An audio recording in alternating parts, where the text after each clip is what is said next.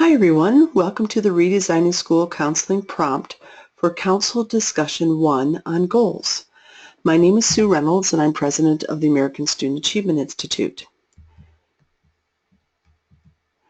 So as you're watching this video, you're probably sitting around the table with other members of your school counseling council, or somehow you're in a group with those council members getting ready for discussion. So during this video, I'll be presenting some ideas, and then you'll see a pause button that looks like that, and that's your cue to stop the video and have a discussion or get some additional information from your local RSC steering team. So we'd like to begin with some introductions. First of all, your steering team needs to introduce themselves to you. There are 5 or more members on your steering team, and each steering team member has a specific set of tasks. Up until this meeting, the person who was in charge of making sure that all the data got collected has been working their tail off to make sure that all of the students got surveyed and the counselors surveyed. That person's been working really hard. The 2 people that you as a council member are going to be working the most closely with are the council recruitment and communication person. That person will contact you before each of your meetings and give you a task to do before you come to the meeting so that when you come to the meeting you can hit the ground running. And then the other person is the person who is the facilitation point person, and that's the person who's probably facilitating this meeting. Another person on the steering team is going to be coordinating all the activity exploration that we do in a couple months, and then another person is responsible for entering all the documentation into the online system. So why don't you go ahead and pause the video now, and then if the steering team could introduce themselves to the council, that'd be great. Okay, and we're back. So the other part of the organizational structure is you, the School Counseling Council. So you have 3 tasks, as we've mentioned. One is to complete 3 pre-discussion tasks. You've already done one of those and brought it with you to today's meeting. And then to participate in 3 guided discussions face-to-face, which is what you're doing right now. And then to become champions, we hope, for school counseling in your school and community. So as you look around the table, there should be all different kinds of folks at the table: teachers, students, parents, and a wide variety of community stakeholder groups. So economic development, youth serving organizations, faith-based organizations, higher ed, teachers, parents, economic development, chamber of commerce, just all different kinds of folks. So everybody brings a different perspective to the table, and that is really important to have rich discussions when we meet together these 3 times. Later, some of you may decide you want to become school counseling partners, and that means that your organization, your faith-based organization or your place of employment or a service club that you belong to, that you're going to partner with the school to deliver school counseling programming. So we'll talk about that in a couple months, but just kind of keep that in the back of your mind, and again, that's not required.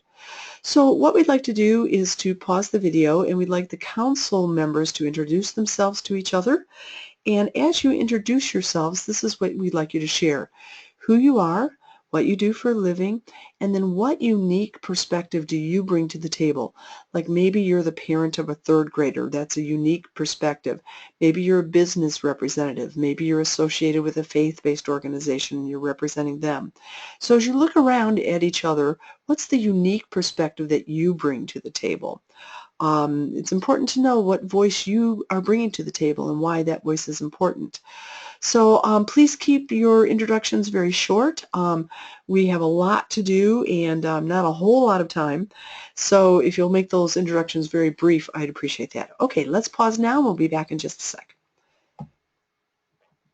Okay, welcome back. Let's move on. So here's today's task. We're looking today at goals. So the steering team has already convened and has brought the council together and it's collected data, and now we're looking at goals. And there's really 3 steps to this. We're going to look at all of the program goals, Then we're going to look at your resources. How much time and energy and funding do your counselors have, and support from community organizations? And then we're going to say, okay, what are our priority goals? The priority goals are the goals that are going to get your first effort because, one, they're important, and two, not enough students are reaching those goals right now. Later, then we'll go on to do a root cause analysis. That will happen in March, and then we'll pick activities to address your goals in April, and then in May we'll do some, your steering team will do some preparation. But right now we're focused on goals. So we said this in the pre-video, but pre-meeting video, but I just want to review this again. When you're expressing goals today at your meeting, you're going to be saying that it's our goal to increase the percentage of, and then there's a student group. It could be all students, it could be just a grade level, it could be boys or Hispanic students or students who get D's on the report cards or whatever that student group is. The choice that you want those kids to make: report bullying, take a career interest inventory, talk to their parents, and then baseline data. You've been looking at that baseline data in the report that you looked at before you came to this meeting, and then later the steering team and you will drop in some target data. And then the timeline of this is, where do you want kids to be by the end of next school year? We are going to play that out because of the Lilly funding that's available to your school. We're going to play that out for where do you want to be over the next 4 years, but the most important year is where do you want to be next year. So that's how we're expressing goals, and don't forget that all of the benchmarks are a student choice. All of our goals are to improve the percentage of students who are making targeted choices. Okay, so you did some prep before you came to this meeting, and you received an email, you watched a video where we did an introduction to RSC and goals, so everybody's come to this meeting ready to run. If you did not do any of these tasks, just listen real carefully today, and I think you'll kind of get what people are talking about, but I definitely would go back and watch this video that introduces all of RSC after today's meeting. But my hope is that you all engaged and you're all at the table ready to go.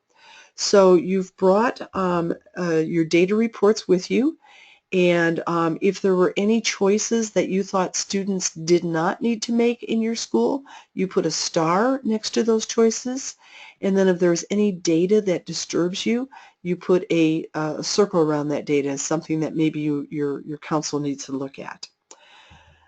Okay. So here's how the discussion is going to work. There's actually 3 parts to the discussion. The first question is going to be, what choices should all students make ideally in order for our school to reach the academic goals in its school improvement plan? So you've looked at your school improvement plan already at the academic goals in there, and now today we're going to talk about what choices do kids need to make if our school has a hope of reaching these academic goals. Then we're going to look at priority goals. Given the limits of time, energy, and funding, which goals are we going to start with and tackle first and put our energy behind, because not enough kids are making that specific choice. And then finally, we're going to look for guidance gaps in the data. Are there any student groups that tend to make sound choices at a lesser rate than their peers? We're not going to single out those kids, but when we implement the guidance activities, we're going to make sure that we've designed those activities in a way that is especially engaging to boys, if that's where the guidance gap is, or to low-income kids, if that's where your guidance gap is, or wherever. So again, we're not singling out kids, but we're just making sure that we're doing everything we can do to engage all groups of kids. Okay, then here's discussion 1. So here we go. So the first thing you're going to discuss is program goals. So to lead into this discussion, we'd like you to think about what the mission of your school counseling program is. And for most of the programs that we work with, the mission is something like this. It's the mission of our school counseling program is to help all students make sound choices in areas that impact academic achievement and social emotional health, and lead to productive employment in a global economy. So how do we make kids, it's about making kids, enabling kids to make good choices. So the goal question is, what are the choices that successful students tend to make during the time that they are enrolled in their school? So if we think about the kids that do really well in your school, what are the kinds of choices that they tend to make? And each choice that you name will be a specific goal. So we may have 60 or 70 goals because there are 60 or 70 choices that kids need to make in order to be successful during the years that you're in your building. So here's how this is going to work. The first thing we're going to do is we're going to ask, as you looked at those reports before you got to the meeting, were there any choices that you found to be missing? So our organization has done this work for about 20 years, but every year there's a new choice that we haven't thought of that we'll think, yeah, kids really do need to make that choice too in order to be successful. So our list is not exhaustive. There may be other choices. So let's pause the slide and just have a real quick discussion. Were there any choices that were missing from that data report that you looked at? Okay, let's pause now. Okay, and welcome back. Okay, moving on. So here's what we're going to do. The steering team has put up on the wall a big, what we call an Instagraph. So you're going to see a big poster on the wall that looks like the one that's on the screen. Steering team members, you might point at it so the council can see where that is. So, okay, so what you're going to do is you're going to, each of you, walk up to this poster, and if there is a possible goal or a student choice that you put a star next to on your data report because you thought that that was a choice that really wasn't important for your students in your school to make, what you're going to do is that if you have any of those choices that you do not think that kids need to make in your building, you're going to walk up to the poster and you're just going to put an X or a sticky dot next to the first box to the right, if you're the first person up, next to the choices that you do not think that students need to make. And again, if you didn't come up with any choices that you don't think kids need to make, then you won't have any sticky dots or X's to put up. But let's say the first person comes up and there's three choices that they don't think kids need to make. So they put their 3 dots or X's up. The second person comes up there and they put their dots in the first available spot to the left. So you can see this person put one here because the red dot is filling the first one. But in this row, they could move their yellow dot the furthest to the left. So third person comes up, does the same thing. Fourth person, fifth person, and you can see what we're starting to build here is a little bar graph. And what you'll find is that if there are 30, 40, 20 people on your council, this is a really good way to see where the consensus is. So if I were facilitating your discussion, I'd be looking and seeing very quickly, okay, we've got 2 choices that we really don't think kids in our building need to make. And then I'd say, okay, everybody, we're going to leave those 2 choices out, okay? And then because of the Instagraph, you'd probably come to consensus with that real quickly. So here's what we'd like to do, and this activity will take a little longer, but again, we need to move right along because we have some longer discussions to have in a minute. So what we want to do is pause, and during the pause, everybody will go up to the Instagraph. They'll put their X's on it next to any choice that they do not think kids need to make, and then your steering team will facilitate a really quick discussion about, are there any of these choices that we want to leave off of our list of goals? These are not choices that we think students in our building need to make. Okay, let's pause here, and when you have completed that task, come back and hit play.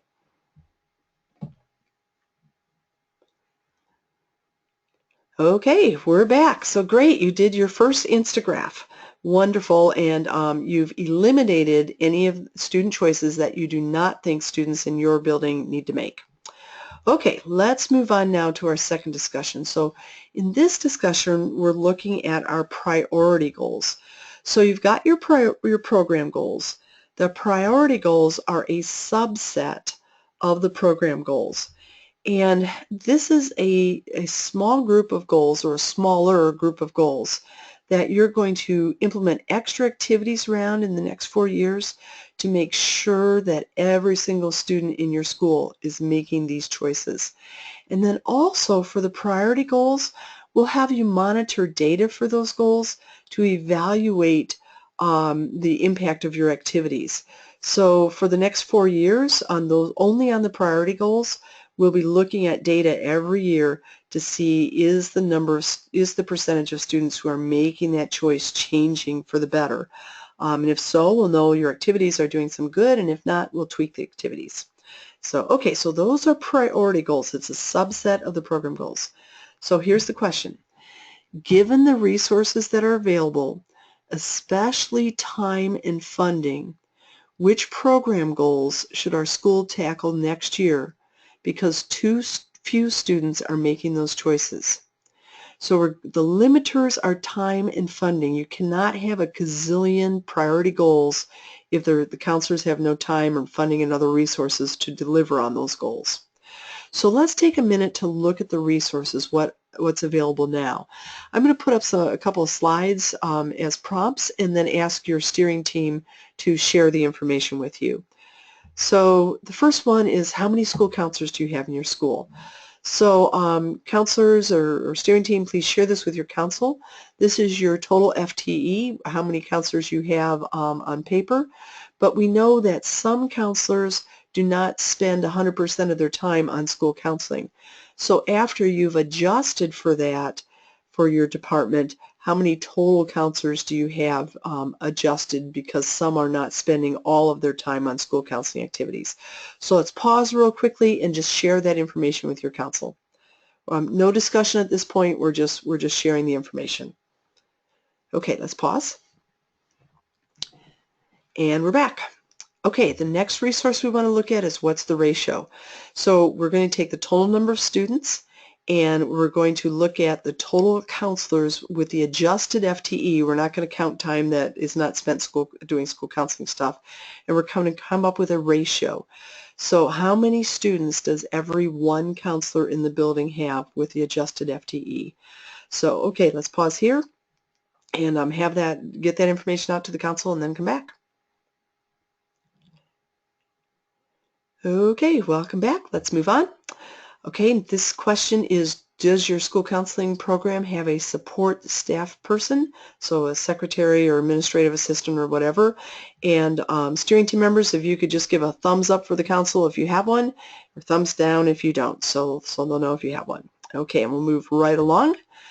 So this is counselor time use. So for the past several weeks, or for some schools for the past year, your school counselors have been keeping a time task log so that they could come to you with some actual data that they've been collecting over a long period of time. So when we pause, your steering team is going to share with you the percentage of time that the counselors collectively in your building spend doing guidance activities, counseling advocacy, management, and non-program. And I'd like to emphasize that this is not just based on a hunch. The counselors actually logged what they were doing every 15-20 minutes all day long for days to get you this information. So okay, so let's pause here, and this is really important information. Especially I'd like you to notice the percentage of time in non-program. Remember, non-program are good tasks, but they have nothing to do with guidance, nothing to do with counseling.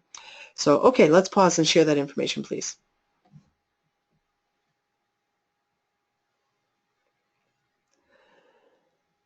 Okay, let's come back. And moving on to the next resource is funding. So we're looking here at the total budget that's available for your school counselors to use for their program. We're excluding salaries and benefits. And then we're going to take that budget and calculate the per pupil expenditure. Now, some schools have no budget for their counselors. There's no funding that's provided to the counselors that they get to determine how that funding is spent. Instead, the counselors will just go to the principal when they want to buy something or purchase something, and then the principal will give a thumbs up or a thumbs down. So if your counselors actually have a budget, we've put that number in there. If the counselors do not have a budget, we've asked them to estimate what the average amount of funding that they received was for the past couple of years. Um, so they'll tell you if they have a budget or they don't, but either way, they're going to give you a typical amount of money that they have to spend in a year. Okay, so let's pause and let's look at the budget in terms of per pupil expenditures.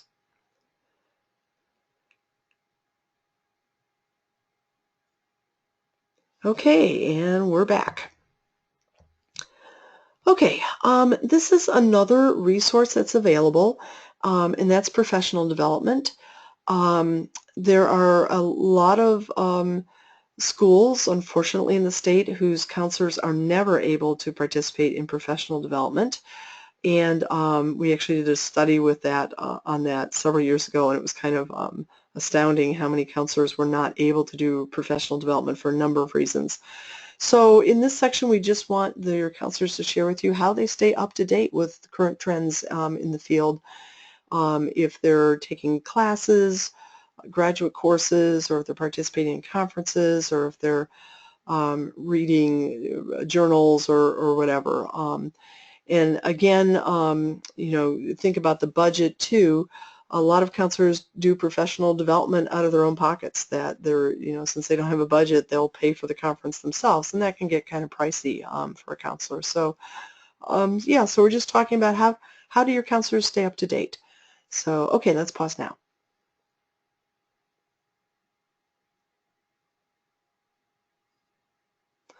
And we're back. Okay, and finally, the last resource that we think is really important is your counselor's reputation. Sometimes we find that there are really, I'm thinking of one high school in particular, a very, very good school counseling program and wonderful counselors. But when we started surveying students, we discovered that they had an image problem. And we thought, man, if the kids think that the counselors don't care about them and the counselors don't have high expectations of them, you know, are those kids going to come in to see their counselor? So what we did was, in part of our survey, we asked the students to evaluate their counselor's disposition, their counselor's knowledge, and their counselor's skills. And we aggregated all that information. We made sure that none of the identifiable student information could be associated with these responses. And it's very interesting to look at.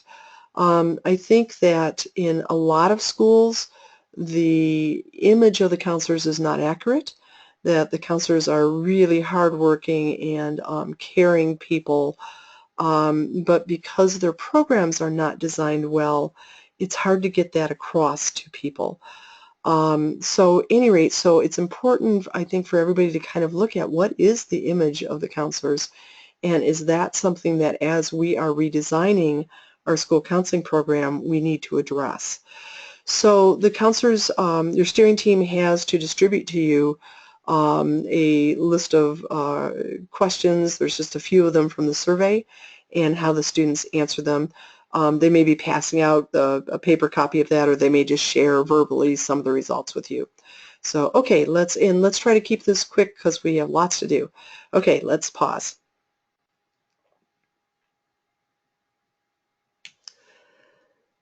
Okay, we're back. So again, if the students reported that the counselors didn't care about them, or the counselors didn't have time for them, or the counselors didn't know stuff, that is not necessarily true, but that is the perception that the students have. And in a lot of cases, we'll need to change that perception. So, okay, that sounds good. Okay, so now the question is, those are the resources, and I think that in a lot of your schools you're going to find that there's not enough time is usually the big thing, and not enough funding. The perception of the counselor needs to change, professional development needs to be beefed up. So how do you expand those resources? Before we get into priority goals, we want to think about, can we expand those resources? Because the more resources you have available, especially time, the more priority goals you can do. So it's really important. So in terms of expanding your resources, this is where we think the Lilly Counseling Initiative implementation grant can come to play. Remember, this grant is to be used to implement the plan that you're designing right now. So if your plan is going to cause there to be time required to develop the program, or time required to train the people implementing the program, or for program evaluation, those funding can be used to pay for time.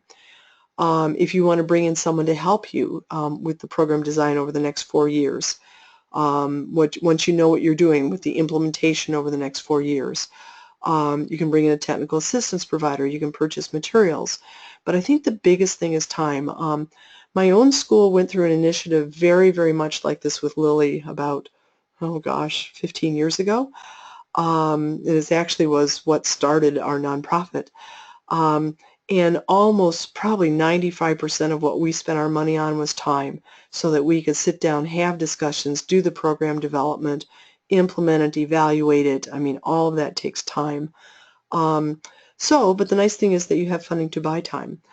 One thing that I think a lot of schools will be thinking about is, well, let's just use this funding to bring in another counselor.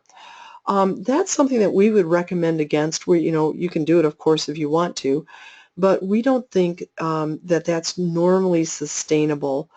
Even if you have another funding source that says, oh yeah, in 4 years we're going to pick it up, 99.9% of the time it doesn't happen, and the program doesn't sustain, and the whole thing dies because the person is gone. We're going to be working with your school to help you look at how to use existing people to beef up your program, not only your school counselors, but also community partners, so your service clubs, the faith-based organizations. How can you all work together to provide services, the same services that could have been provided had you hired another school counselor? So something to think about. We know that Lily's going to be looking heavily at, is your proposal sustainable? And our thinking is that they will not look positively on using this funding to hire another person. So, but if you want to go down that route, of course you can. So those are just our thoughts. But at any rate, the point we're wanting to make here is that whatever it was that you just said that you were short on, funding, time, resources, you can use this money, this implementation grant, to beef up those resources. Okay, so here's the question. Given the expanded resources available, how many priority goals can we tackle? So there's really two parts to this question. I'm going to go back a screen. Are you going to apply for the Lilly implementation grant?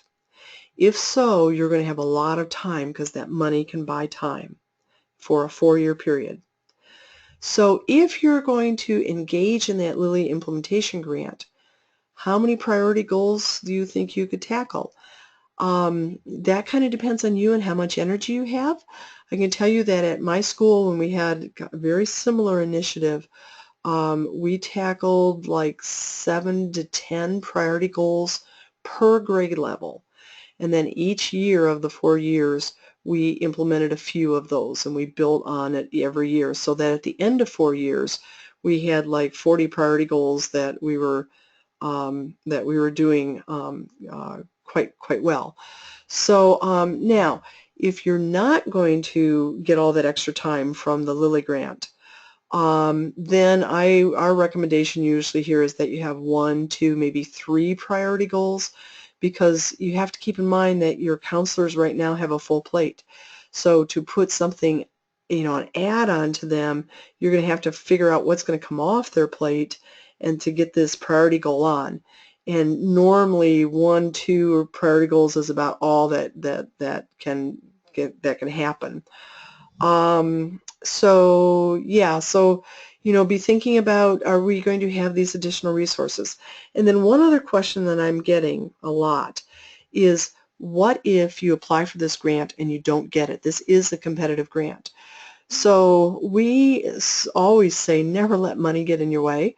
If Lilly doesn't give you this funding, then go to a different funder, or chunk up the funding and go to 10 different service clubs in your county and ask them each for a little bit of money, to sponsor some part of your program. So our kind of motto is never let money get in the way. You just got to go out and find it, and we'll help you do that. And I think once you get your program design, it's going to be so cool that you won't want to give up on it, and it's going to be easy. You're going to be so excited about it that it'll be easy to get people to jump on board with you. So at any rate, so I would not allow money to get in your way. So, but hopefully everything will go well and you'll get the implementation grant from Lilly. Okay, and if not, we can always go back and, kind of redo. So here's what we want to do right now. We want to pause and just have a quick discussion about how many priority goals do you think you can tackle? How many choices do you think you can help every student in the building make? Not just the kids that are engaged, not just the kids that learn easily, but every student in the building. How are you going to get them to make those choices, to have a 4-year course plan, or to visit a college campus, or to take a career interest inventory, or whatever? And again, with that much money and the amount of time that much money can buy, I'm thinking 7 to 10 choices per grade level would be pretty manageable to get in over a 4-year period in very meaningful ways, so that every student is doing that. And if you're not going after that funding, I'd look at like one or two, maybe 3 priority goals. So okay, let's pause now and have that discussion. How many priority goals can we tackle?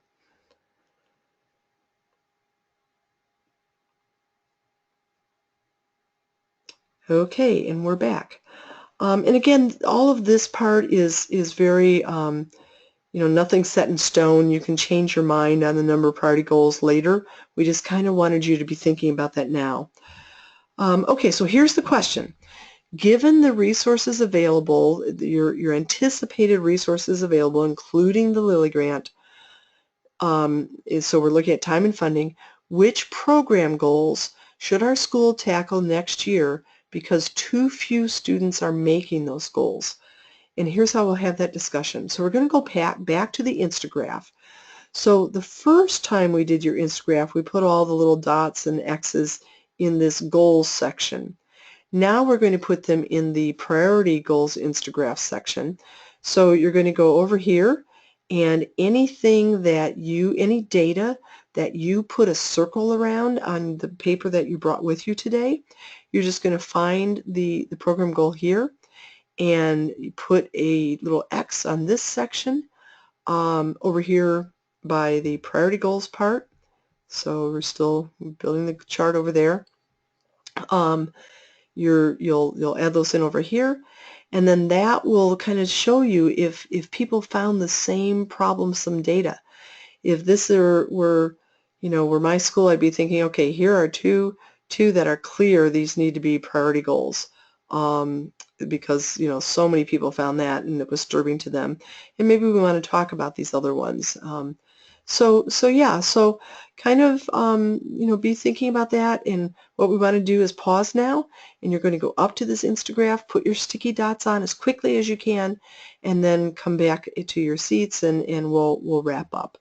When you get back, when everybody's got their dots up, again, your steering team wants to facilitate this a little bit, kind of point out the places where you have some strong consensus, and then maybe ask people, why did this data bother you? So give people a chance to talk around this a little bit. So okay, I'll pause now. And we're back. Okay. So the final discussion is guidance gaps. This is kind of an informal discussion. As you were looking at the data, we asked you to kind of make a note of any student groups that you found that tend to make sound choices at a lesser rate than their peers. And then also if you would share what data supported your statement. In almost all schools, One group is the free and reduced lunch student. The students who are more low income tend to not make choices at rates that are comparable to the students who are paid lunch. So, and again, you know, you just kind of, as you're designing your program, how do you reach those kids? It's almost like tutoring in the classroom. What extra stuff are you going to do for those kids who aren't making the sound choices that you want them to make? Okay, and then later as we design your activities, we'll kind of focus on that.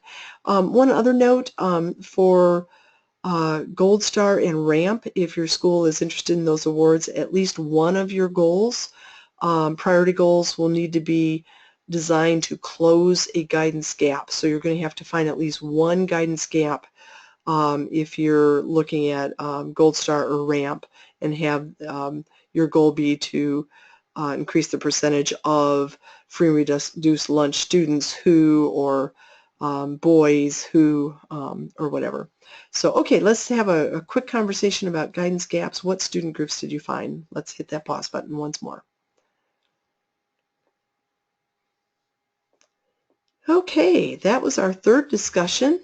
So we've had the three discussions. We looked at program goals, we talked about expanding your resources, and then we looked at your priority goals. So really, really appreciate the council's participation in this discussion. You can look for another pre-meeting task that will come for next month, and then next month we'll be talking about root causes. Very interesting data that we'll look at that time. So thank you to everybody, and we need to make sure that everybody knows when the next meeting is, and preferably the next 2 meetings. So last pause is for the steering team to make sure that everybody's got the dates and times and location for the next meetings. Thanks everybody. It's been a pleasure to work with your steering team, and I'm really looking forward to reading about and learning about what happened during this meeting that you had today. So thanks everyone.